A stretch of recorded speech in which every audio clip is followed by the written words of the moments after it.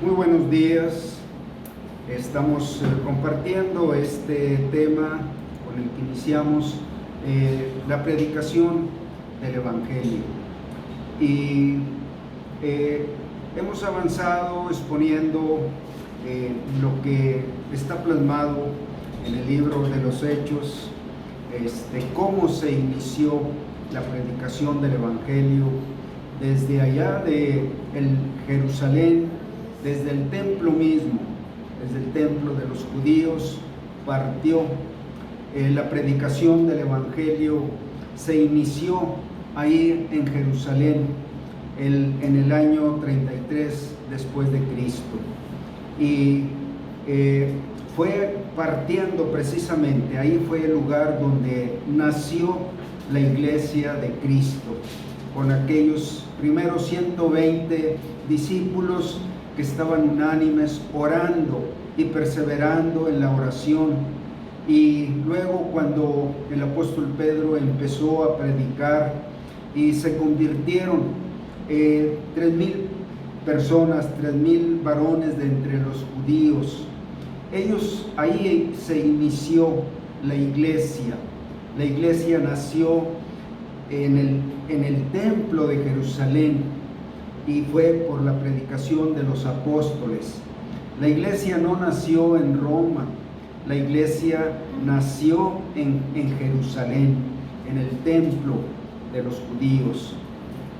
Y bueno, al ver estos inicios, lo que queremos resaltar que este gran poder con el que empezó a obrar en los corazones, de tal manera que causó un arrepentimiento y una conversión. Los judíos tenían una religión muy arraigada, eran muy celosos de sus tradiciones, de la ley, del templo, pero eso era solamente una cobija donde ellos encubrían muchos pecados. El Señor Jesucristo los enfrentó a sus pecados, los descubrió, desenmascaró sus corazones, de tal manera que el primer llamamiento del apóstol Pedro, cuando ellos fueron compungidos por el mensaje que estaba predicando Pedro con gran poder a sus corazones, dice la Biblia que ellos, compungidos de corazón, preguntaron: ¿qué debemos hacer? Y la primera indicación que el apóstol Pedro les dio: arrepiéntanse y conviértanse para que sean borrados sus pecados y vengan de la presencia del Señor tiempos de refrigerio. Bueno, obviamente que ellos no tenían paz en sus corazones en vivir en una vida de apariencia de piedad o de hipocresía. Cobijaban tantos pecados con el abrigo de su religión que era necesario un arrepentimiento y una conversión a la verdad representada por el nombre de nuestro Señor Jesucristo. El apóstol Pedro les dijo: arrepiéntanse y conviértanse y bautícense en el nombre del Señor. Era un bautismo para testificar que ellos estaban dejando atrás una vida de pecado, el pecado religioso que encubre tantos pecados. Bueno, eso quiere decir que el Señor mira detrás de la religión todos los pecados que hay. Una religión no puede cubrir los pecados a los ojos de Dios, ni puede borrarlos ante el juicio de la ley de Dios. Entonces empezó así con gran poder. Después vino otra gran cantidad ahí en la misma área del templo, en el centro de Jerusalén. Se convirtieron otros 5,000 judíos al cristianismo abiertamente, públicamente, dejando atrás su fanatismo, su celo religioso, sus tradiciones, su hipocresía para vivir abiertamente a los ojos del Señor. Bueno, así empezó a prosperar y a haber un gran impacto por la predicación de los apóstoles y aquel grupo de discípulos que empezaron a llevar el Evangelio. Todos los días se convertían personas. Los mismos dirigentes religiosos se ofendieron porque habían llenado a Jerusalén de toda su doctrina, de tal manera que ellos pasaron por encima de una gran oposición que se manifestó con estos dirigentes religiosos. Y no solamente los dirigentes religiosos, sino también los que representaban a los ricos. El poder económico también tenían la misma cobija, y los que tenían el poder político era una clase gobernante, y todos tenían la misma cobija para encubrir sus pecados. Bueno, ellos usando el poder que tenían, porque además pues ellos sabían negociar muy bien con el poder de Roma. Ellos sabían obtener muchas concesiones de parte, en ese tiempo, el gobernador Poncio Pilato. Bueno, pero representaban un poder humano y que se manifestó en una gran oposición abiertamente. Entonces, aquí en esta parte vamos a ver que no puede haber un progreso del Evangelio, una multiplicación, sin que surja la oposición de muchas formas. La fuente de la oposición siempre nace en el mismo Satanás, que él influye en las corrientes de los hombres de diferentes aspectos, estas corrientes, pero todas concluyen a que quieren parar el efecto, la conversión, los testimonios de la obra de Cristo en los corazones. Cómo las personas empiezan a alinearse, empiezan a identificarse, a ubicarse en una corriente de la fe en Cristo. Es lo que los distingue, es la común fe que los distingue, la fe en el nombre de nuestro Señor Jesucristo. Entonces, pues desde este aspecto vamos a estar viendo ahora cómo en medio de la oposición tan fuerte, eso no pudo impedir que el Evangelio, el mensaje, la conversión, el arrepentimiento, los que se empezaron a alinear con este gran movimiento de Cristo, los cristianos. Entonces, el movimiento de los cristianos, debemos de tomar en cuenta que no puede haber oposición donde no hay avivamiento, y no puede haber avivamiento donde no hay oración por la causa de Cristo. ¿Se acuerdan que vimos en los mensajes anteriores que este movimiento empezó con aquellos 120 que estaban orando unánimes porque la obra del Señor que se les había entregado no fuera a perderse, no fuera a parar? Y ellos fueron los que iniciaron este gran movimiento de los cristianos. Entonces, estos tres ingredientes, la oración, avivamiento y oposición, siempre están vinculados en ese orden. Hay oración por la causa de Cristo. Por la oración viene un avivamiento, una motivación que hace que los pies, las rodillas paralizadas, las manos caídas, empiecen a mostrarse, empiecen a llevar el testimonio de Jesucristo. Esto es lo que encontramos en el inicio de la predicación en Jerusalén. Ahora vamos a ver, dar un seguimiento, cómo fue desarrollándose.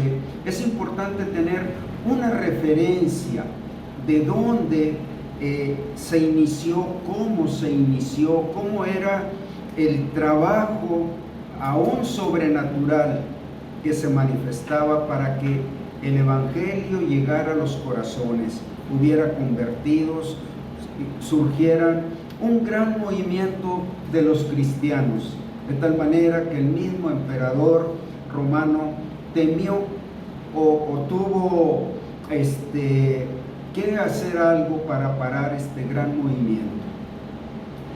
Vamos a ver, a empezar a darle seguimiento ahora desde el capítulo 4 de Hechos, 4, 1 al 3. Y voy a pedir a Américo si quiere leernos, por favor, Hechos 4, del 1 al 3. Hablando ellos al pueblo, vinieron sobre ellos los sacerdotes con el jefe de la guardia del templo y los saduceos, resentidos de que enseñasen al pueblo y anunciasen de Jesús la resurrección de entre los muertos, y les echaron mano y los pusieron en la cárcel hasta el día siguiente, porque era ya tarde. ¿Hasta el 3? Sí, ahora leemos el 4. Pero muchos de los que habían oído la palabra creyeron, y el número de los varones era como 5,000. Así es. Aquí estamos viendo aquella gran proliferación o multiplicación de cristianos. Luego entramos en el versículo 5 al 7. Aconteció al día siguiente que se reunieron en Jerusalén los gobernantes, los ancianos y los escribas, y el sumo sacerdote Anás y Caifás, y Juan y Alejandro, y todos los que eran de la familia de los sumos sacerdotes. Hasta el 7. Y poniéndolos en medio, les preguntaron: ¿con qué potestad o en qué nombre habéis hecho vosotros esto? Hasta ahí. Bueno, notemos, esta es la clase gobernante. Todos ellos llamaron a los cabecillas, por decir, o líderes que estaban encabezando aquel gran movimiento. Y pues les reclaman con qué potestad o en qué nombre, en el nombre de quién los representa, quién es el que los autoriza, que no nos han avisado, ¿verdad? Han hecho ustedes todo este movimiento, todo este alboroto. Bueno, ellos están reclamando el lugar que ellos habían tenido el control básicamente del pueblo con sus poderes, pero ahora está surgiendo un nombre que les está quitando a ellos, por decir, su gente. La gente que era de ellos se las estaba quitando, pero no era un líder religioso, no era un líder político, no era un líder económico, era un líder espiritual. Un líder espiritual que encarnaba la verdad, la justicia, la santidad, el amor, la fe, la piedad, y ellos temían a ese nombre tan poderoso, más poderoso que el dinero, más poderoso que la religión, más poderoso que el poder político, y la gente estaba creyendo en él. Eso es lo que encontró cada creyente que se ha convertido a Cristo. Un poder de la verdad, un poder de la santidad, un poder del amor, de la justicia, del servicio, de la humildad, de la mansedumbre. Ese es el poder, un poder que está por encima de todo poder en el mundo. Ese es el poder que conquista y convence al mundo, lo convence de sus pecados, los convence de que hay un juicio ante esta verdad de este nombre, que hay un juicio que castigará sus pecados. Seguimos leyendo. Estamos tratando de cautivar algunos aspectos, mencionándolos solamente para poder notar cómo este movimiento que se llamó el movimiento de los cristianos, esto era así conocido, los cristianos, no era cristianismo, eran los cristianos. El cristianismo nació en el siglo IV, pero el movimiento cristiano es esto que estamos viendo. Y esta es la línea, la vertiente que viene desde el nombre de nuestro Señor Jesucristo. Es un movimiento que llega a los corazones, a las familias, a las costumbres. Seguimos leyendo del 8 hasta el 12. Sí, por favor. Entonces Pedro, lleno del Espíritu Santo, les dijo: gobernantes del pueblo y ancianos de Israel, puesto que hoy se nos interroga acerca del beneficio hecho a un hombre enfermo, de qué manera éste haya sido sanado, sea notorio a todos vosotros y a todo el pueblo de Israel, que en el nombre de Jesucristo de Nazaret, a quien vosotros crucificasteis, a quien Dios resucitó de los muertos, por él este hombre está en vuestra presencia sano. Este Jesús es la piedra reprobada por vosotros los edificadores, la cual ha venido a ser cabeza del ángulo. Y en ningún otro hay salvación, porque no hay otro nombre bajo el cielo dado a los hombres en que podamos ser salvos. Sí, Pedro está desafiando al hablar de Jesús como la piedra angular que ustedes, los edificadores, desecharon. Esta piedra reprobada por ustedes. Al mencionarlo como una piedra, es el cimiento o el fundamento sobre el cual ustedes no han querido edificar la fe del pueblo. Ustedes reprobaron este fundamento, este cimiento, bajo el nombre de Jesús. Ustedes lo crucificaron. Ustedes pidieron que se les diera un homicida a cambio de él. Bueno, él es la piedra que ustedes han desechado, y toda religión invariablemente no quiere poner esta piedra. Toda religión descansa sobre la arena. El Señor llamó que el hombre que edifica su casa sobre la arena es un hombre insensato, pero el que edifica sobre la roca es un hombre prudente.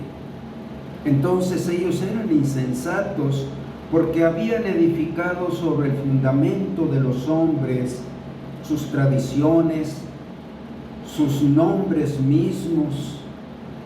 Entonces es como la arena, que vienen los vientos, las lluvias, tempestades, pegan contra lo que se edificó, y es grande su ruina. Entonces Pedro está haciendo alusión a este fondo que ellos entendían, este lenguaje, la roca de los siglos, la roca de salvación. La roca era algo enseñado en las Escrituras por los profetas. Por los profetas. No era un término desconocido, pero ustedes desecharon esta piedra y todavía los pone a ellos contra la pared diciéndoles: en ninguno otro hay salvación. No piensen que por sus obras de la ley, sus obras de religión, de tradiciones, ustedes podrán salvarse. En ninguno otro hay salvación, porque no se ha dado a los hombres bajo el cielo ningún otro nombre en el cual podamos ser salvos. Y noten ustedes que se hace énfasis en el nombre, el nombre, el nombre, el nombre de Jesús, porque el nombre de Jesús es autoridad, es poder, es el que vino del cielo. En su nombre hay salvación. Y por Dios no se ha anunciado ningún otro nombre en el cual podamos ser salvos. Bueno, así está enfrentando el apóstol Pedro con estos argumentos que vienen de Dios. Los argumentos son verdaderas armas, son espadas, son flechas que pegan en el corazón de ellos y no podían soportar esto. Sabían que su poder se estaba diluyendo por un poder que venía de arriba. Seguimos leyendo ahora. Sí, Américo, por favor, léenos del 13 hasta el 20. Estamos resaltando algunos detalles, ¿sí? Entonces, viendo el denuedo de Pedro y de Juan, y sabiendo que eran hombres sin letras y del vulgo, se maravillaban y le reconocían que habían estado con Jesús. Y viendo al hombre que había sido sanado, que estaba en pie con ellos, no podían decir nada en contra. Entonces les ordenaron que saliesen del concilio y conferenciaban entre sí, diciendo: ¿qué haremos con estos hombres? Porque de cierto, señal manifiesta ha sido hecha por ellos, notoria a todos los que moran en Jerusalén, y no lo podemos negar. Sin embargo, para que no se divulgue más entre el pueblo, amenacémosle para que no hablen de aquí en adelante a hombre alguno en este nombre. Y llamándoles, les intimaron que en ninguna manera hablasen ni enseñasen en el nombre de Jesús. Mas Pedro y Juan respondieron diciéndoles: juzgad si es justo delante de Dios obedecer a vosotros antes que a Dios, porque no podemos dejar de decir lo que hemos visto y oído. Hasta ahí. Bueno, este pasaje tiene muchas cosas relevantes. Para empezar, no eran hombres distinguidos, no eran hombres de entre ellos, de esa clase. Aquí los describen como una clase baja, hombres sin letras y del vulgo, pero llenos de poder. No podemos negar las señales que hacen. ¿Qué haremos? Porque señal es manifiesta. Bueno, Dios no escoge personas notorias, notables. Él escoge corazones de entre todos los hombres, de entre todas las clases, el corazón que quiera llevarlo en él. Y les dice que los llamaron y les intimaron que en ninguna manera hablasen ni enseñasen en el nombre de Jesús. Bueno, porque el nombre es lo que debemos entender. Mucha gente habla de Jesús, pero sin ver el nombre de poder. Es Dios con nosotros, es el Cristo, el Dios que se hizo carne y vino y habitó entre nosotros. El nombre es Señor, es Creador, es Salvador, es Redentor, y ante Él se doblará toda rodilla. Bueno, debemos entender que el poder está en el nombre. Ellos solamente veían a Jesús el Nazareno sin querer aceptar el poder de su nombre, la autoridad de su nombre. Nosotros hemos creído en ese nombre, y en ese nombre pedimos perdón, y en ese nombre le pedimos que nos limpie nuestros pecados, porque es el poder de su nombre. Entonces, bueno, les intimaron. Esta palabra parece muy cercana a otra y en su significado es muy lejano. No habla de intimidarlos, sino intimarlos. En varios aspectos, ellos intimaron. Primeramente les requirieron o les exigieron que ya no hablaran en ese nombre, poniendo ellos sus títulos de sacerdotes, de los ancianos del pueblo, y les exigieron, pero también intimaron, tiene que ver con una manera de pedirlo por la buena. Es como decir, miren muchachos, está muy bien lo que ustedes hacen, vamos a llevar la fiesta en paz. Miren, ya no hablen en ese nombre. Bueno, de esta manera quisieron pararlos por la buena, vamos a decirlo. Y vemos la respuesta de Pedro. ¿A quién servimos? ¿A quién es la autoridad? ¿Quién es el que nos envía? Y Pedro les dice, no podemos dejar de decir lo que hemos visto y lo que hemos oído. ¿Verdad? Bueno, es algo que ustedes, no está en ustedes decirnos. Su parecer no nos importa. Nosotros sabemos a quién servimos. Y leemos el 21, Américo. Ellos entonces les amenazaron y les soltaron, no hallando ningún modo de castigarles por causa del pueblo, porque todos glorificaban a Dios por lo que se había hecho. Sí, pues no eran tontos, ellos sabían ahora el respaldo tan fuerte que había de la clase del pueblo, una clase que no entraba en sus niveles, porque eran hombres del vulgo y sin letras, y así era reconocida la clase del pueblo, la clase popular. Bueno, pero sin embargo el poder estaba en esta gente del pueblo. Vamos a tomar algo en cuenta. Estamos viendo el valor, la determinación, el desafío, y Pedro encabezando aquel movimiento. Hay una anotación que es oportuno mencionarla respecto de Pedro como la figura de toda persona, todo hombre. Pedro fue un hombre muy cambiante en su estado de ánimo. Aquí lo vemos desafiante, sin temor, lleno de valor. Pero no fue siempre así, no era siempre así. Él fue un hombre muy cambiante en su estado de ánimo, desde creer que él podía ser el hombre ideal para el servicio del Señor, hasta negarlo y maldecir.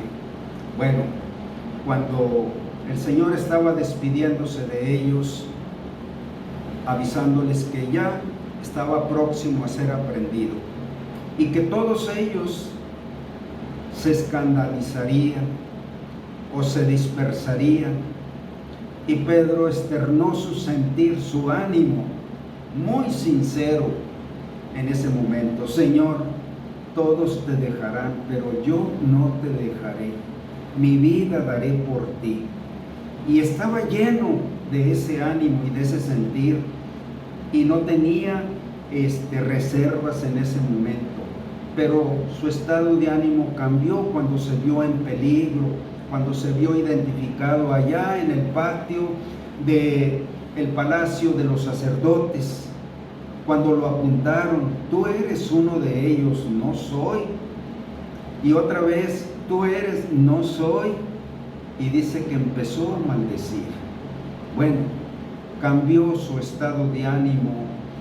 Esto nos enseña, hermanos, que la obra de Dios no puede descansar en las fortalezas del hombre. El hombre es cambiante. Y bueno, vemos otra parte de Pedro, desde ser un hombre que se aferraba a la ley hasta ser el hombre iniciador de la predicación del Evangelio a los gentiles. Esta era una frontera que los judíos no querían cruzar. Bueno, después de que el Señor resucitó y empezaron ellos a predicar, había que cumplir el mandato de llevar el Evangelio Judea, Samaria y hasta lo último de la tierra. Y bueno, quizás de ahí, de entre Samaria, vino un llamado del Señor que fuera a la casa de Cornelio, un gentil, y para los judíos era blasfemia o era una negación, porque la ley prohibía mezclarse con los no judíos. Y Dios le estaba diciendo que fuera a la casa de Cornelio, que venían a llamarlo para que les anunciara el nombre de Jesús. Y Pedro, en un gran conflicto, no quería ir, aferrado a la ley, y no entendía que la voluntad de Dios está por encima de su misma ley, haciendo una ley del amor, la ley del amor que alcanza a todos, porque el amor de Dios cubrirá multitud de pecados. Entonces, pues Pedro, en contra de su voluntad, no con buen ánimo, fue a la casa de Cornelio por primera vez más allá de los judíos, y se convirtió una gran cantidad en Cornelio. Era una persona distinguida, era un centurión romano notable, pero que él simpatizaba mucho con el Dios de los judíos, y como centurión favorecía mucho las reglas como las imponía el imperio. Los fariseos, los judíos, tergiversaban estas leyes para extorsionar, para sacar provecho político. Bueno, este hombre lo describe en Hechos 10 como un hombre piadoso, temeroso de Dios, que oraba, y Dios vio el corazón, y es el tiempo de llevar el evangelio más allá de los judíos. Y Dios llama precisamente a Pedro que vaya, y Pedro no quería. Ustedes pueden leer el capítulo 10 de Hechos, como hubo un gran efecto, un gran resultado. Se convirtió él, su familia, sus amigos, sus amistades, muchos que él mismo había convocado porque era una persona de influencia. Bueno, vemos que Pedro era muy cambiante según la situación. En otra ocasión, el apóstol Pablo lo reprendió duramente, dice, cuando fue a los Gálatas, porque Pedro rehuía juntarse con los gentiles, se apartaba.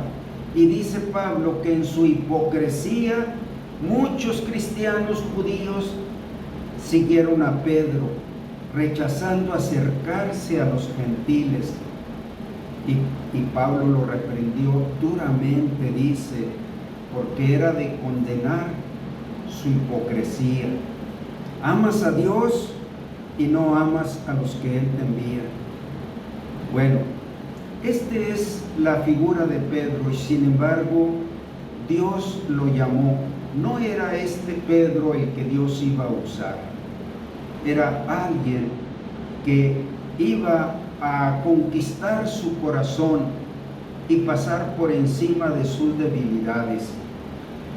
Sigue diciendo estas notas: sí, así nos muestra la Biblia a Pedro, pero estas debilidades no van a ser las que impiden que un líder sea parado en su servicio al Señor. ¿Por qué? Porque el poder no descansa en las fortalezas del hombre. Lo que en la obra del Señor hace a un hombre, un líder, es su obediencia por la fe y el amor al nombre de su Señor y Salvador Jesucristo. Esa es una fortaleza que no es del hombre, es una fortaleza que es dada por Dios, la obediencia que produce la fe y el amor por este nombre, Señor y Salvador. Ese es el gran poder, el gran motor, la obediencia, pero no es producida por las fortalezas del hombre, sino creer que este nombre es un nombre salvador, un hombre que puede rescatar a una persona del infierno, un hombre que puede quitar el velo de su corazón, de su mente, su ceguera. Es un hombre que puede guiar en la verdad y en la justicia. Bueno, creemos, por lo cual hablamos. Bueno, vamos a hacer una pausa aquí.